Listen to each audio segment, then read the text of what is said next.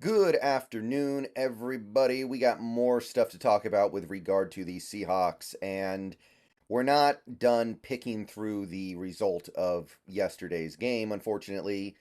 A game like that, you just got to spend some time on it, you got to get past it, and then you got to start thinking about the next game. That's all you can do, but we can't just pretend like the game didn't happen because we didn't like the way that it went. So, I want to talk about another element of yesterday's debacle. I want to talk about the run defense now. We spent a good amount of time talking about the quarterback thing. We've spent some time talking about the offensive coordinator thing. Spent some time on the offensive line. I don't want to take away focus from the defense here because the defense played terrible yesterday. And there were some people who were kind of trying to give the defense a pass because the offense didn't help them out at all, and they didn't, but there is never, ever an excuse to give up 300 rushing yards in a game in the NFL. Ever. I don't care if your defense is on the field for 58 minutes. I don't care if the other team has the greatest rushing attack of all time. This isn't college football. In college football, you can give up 300 rushing yards because they're just such a more talented school than you. They just run all over you the whole game.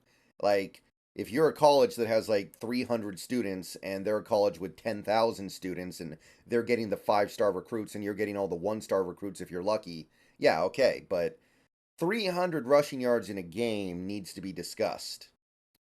And it got me thinking about the run defense as a whole so far this season. So I want to go back through all of our games this year and take a look at some of these numbers with regards to the run defense. We're going to start back in week 1 with that game against the Rams. The Rams ran for 92 yards on 2.3 yards a carry. So that was a game where the run defense played extraordinarily well. It is very hard to hold any NFL team to 2.3 yards a carry. So great stuff in week 1. Lions week 2, you had 102 yards, so not quite as good. 3.8 yards a carry, though. I'm going to live with that.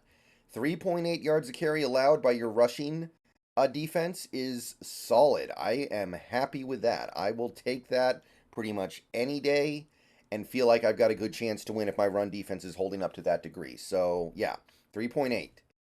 Next week we play the Panthers. Nothing. They get basically nothing. 44 yards, 3.1 yards a carry. They are basically completely inept running the ball against the Seahawks run defense. And then I'm going to skip ahead one game to the Bengals game, a game where the Bengals had the lead for most of the game and only ran for 46 yards on 3.1 yards a carry. Now, these are all really good games. And what do these 4 games have in common? We were playing quarterbacks that are pretty much pure pocket guys.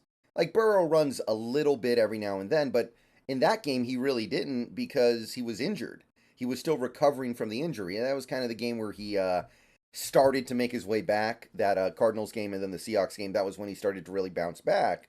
But Joe Burrow, mostly a pocket quarterback. Andy Dalton, oh yes, especially at this age, he doesn't want to be scrambling around like Michael Vick anymore. He wants to be he can't scramble around the way he used to, and he did the best that he could in that game, and he did take off for one pretty good run, but for the most part, not a running quarterback. Jared Goff, not a running quarterback at all.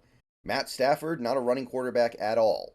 So these 4 games the Seahawks defense played where their run defense was playing at a pretty high level, you can see it was a specific type of offense we were playing against.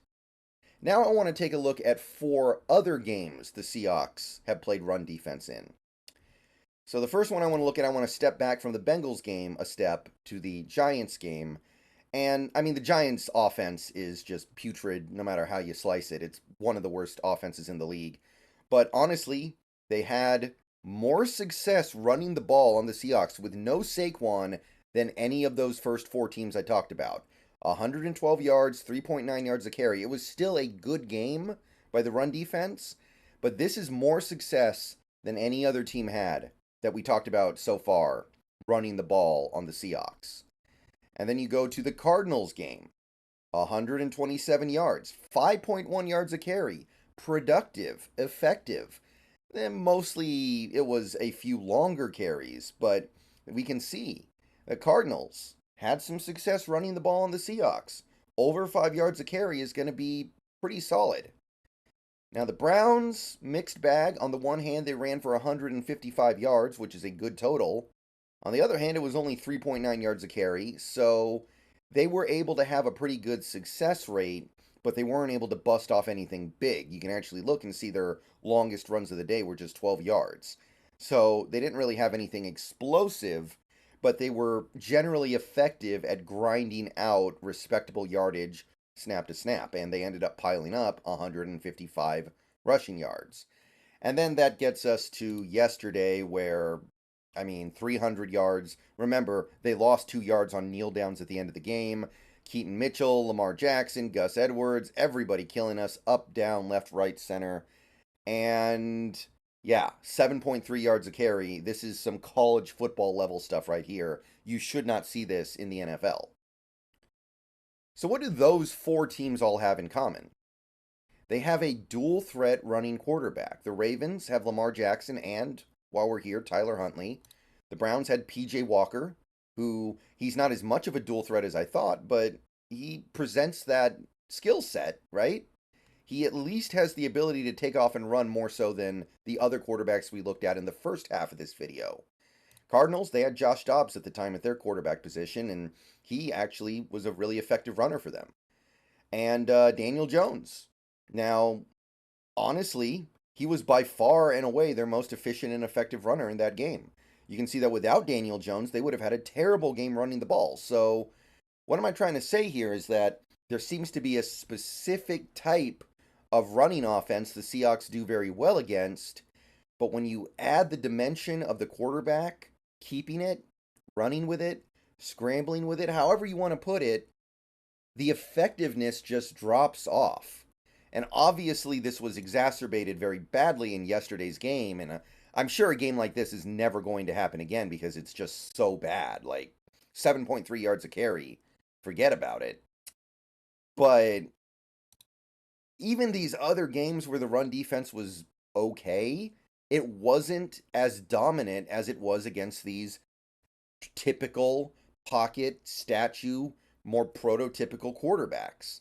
So this may not be anything earth-shattering to say, oh, when you play a team that can throw different things at you in their running game, they're going to be able to do more against you than these other running games that only have one dimension to them. Maybe that's not anything too shocking or revolutionary, but it does, I think, paint a pretty clear picture of a team that is having a hard time dealing with these more mobile quarterbacks. And a lot of people would say the run defense fell off because Nwosu got hurt, and that's definitely true. Nwosu got hurt in the Cardinals game, and we saw the run defense, I think, take a hit at that point. And it makes sense because a lot of our edge players are just not really going to be good against the run. Our run defending edges were Nwosu and Mafe. The other guys are pass rushers right now. Not really good against the run. So it kind of makes sense that that would have an effect. But even before Nwosu went down, even before Nwosu got hurt, there were some indications that these mobile dual threat quarterbacks were going to give the Seahawks problems on the ground. And I got to admit, I don't really know if there's a fix here. I don't know if there's much of anything you can do. This is, on some level, a little bit of a structural thing because without Nwosu, you don't have the guys. And you take a look at some of the guys that we're leaning on for run defense, like, say, Bobby Wagner. Well, he's an older guy. He's a little bit slower. Chasing these fast, mobile quarterbacks around is not really the strength of Bobby Wagner's game anymore. I mean, he can do it every now and then, but snap to snap, that's tough. So I don't know if there's really a fix here. These mobile quarterbacks change the way we have to play on defense, and I don't think we do a very good job keeping up with it. And I think these teams that have these dual threat quarterbacks are just going to be able to give the Seahawks problems in their run defense. Now, I do have some good news. Yeah, I don't think it can really be fixed, but if you look at the remaining Seahawks schedule, we don't have that many remaining games against quarterbacks who can do damage like that. Next game is Washington. Sam Howell he does a little bit of that stuff. I'm pretty sure he averages less than 20 rushing yards a game in his career. He can use his mobility more so to buy time in the pocket, but you wouldn't really call him a fast guy. In fact, I think his running is more akin to like Tim Tebow or Cam Newton than it is to like Lamar Jackson. So it's a little bit different. Washington is not really going to be able to be all that successful at throwing that stuff at us. We play the Rams. They've got Stafford, who is a pure pocket quarterback, or Brett Ripien, not really a threat to run either. You've got 2 games against San Fran and Brock Purdy, and he doesn't really do a ton with his legs. He does a little bit, but he's not a read option quarterback. He's not one of these quarterbacks who is going to run a bunch of plays where, the read option stuff, where you put the ball out and either you let the running back take it or you pull it back and take off yourself. That's really what we're talking about here. Those are the plays that I feel like really stress this Seahawks run defense out to where they start having issues. Brock Purdy's not really going to do that. Sam Howell's going to do maybe a little bit of it, but that's not really his game, honestly, I don't think. And Stafford is not going to do any of it. Dak might do some of that. Dak does have some mobility. It's not as much as he used to have. The injury, I think, really robbed him of his mobility, but he's still got a little bit of it left. And then you got Philly and, of course, Jalen Hurts. So those are really the 2 teams that could stress the Seahawks run defense out in that way. Dallas and Philly, because they have those quarterbacks that can, to a certain extent at least, in the case of Dallas, do that. And that could be a big problem for Seattle. Tennessee, Levis has mobility. He can run, but it doesn't seem like he uses it that much to actually run for yards. He uses it more to buy time. So not a big factor there. Kenny Pickett hasn't really been a guy to use his legs yet in the NFL at all, almost. And Arizona, who knows who they're going to have at quarterback by that point. So the good news is we're not going to have to deal with this that much the rest of the season. Really, the only team we have left that has a big-time dual-threat quarterback remaining is Philadelphia with Jalen Hurts. Jalen Hurts can be a problem. But other than that, we're facing mostly these quarterbacks that are slower, don't even really try to run. They're pure pocket guys. They're statues. Maybe they take off and run once or twice a game because they have to, not because they want to. Like, honestly, Geno Smith might be the second most mobile. Oh, well, how should I phrase this? He might be the most mobile quarterback of compared to any quarterback we played the rest of the year except for Jalen Hurts. Like, to me, maybe Dak Prescott is still there. I don't know. Like, I feel like Dak's mobility comes and goes. Some weeks it's there, some weeks it's not. The injury really kind of zapped some of his effectiveness in that regard.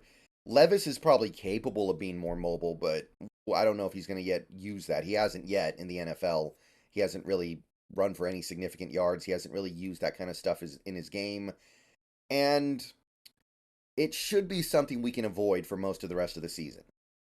Hopefully that's the big issue, because I do think that's a big part of it. I do think losing Nwosu does hurt, but in a game against a team like, say, the Rams or the Niners or the Steelers, it's going to be more straight up just, can you stop the run against the opposing team's running back? And that's just a little bit easier to deal with. So that's the upshot.